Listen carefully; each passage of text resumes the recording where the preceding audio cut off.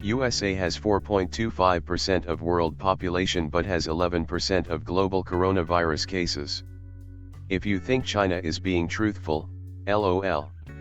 If you think some of these smaller countries in Africa or other parts of India have the resources to test more than a handful of their populations, LOL. By the same token, in the US, we can assume that the number of reported cases is but a small portion of the real amount, given that so few people are being tested. Most of the cases are in New York. You can apply their numbers to all the early hotspots in the USA like Washington and LA. And half of their cases to every other state. Yup, there's a ton of politics that goes into this, as well as China having a shot at being a global powerhouse now that we have basically shut down the economy by quarantining so heavily. Haven't seen a lot of people touching on the economic impact of our reaction to the virus. They took a 2-month economic hit, and by Western observers, appear to have largely eliminated local community transmission. Parts of the US won't do an adequate China/South Korea style lockdown, and hence we'll be living with an ever-growing epidemic and worse economic hit for much longer than 2 months, and we'll have 6 or 7-digit death tolls for our efforts. There is a correct answer to the exam question. Lockdown, until new cases are at level that can be managed by public health testing, contact tracing, and quarantine.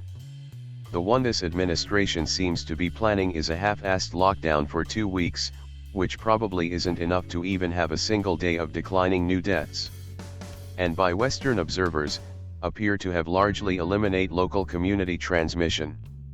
Of course they've widely deported most foreign journalists at this point, so who really know what's going on. But considering the complete lockdowns on cities, I think they are very likely doing a better job containing the virus than the US. They need the rest of the world to buy their stuff. Their economy is hurting worse than ours right now.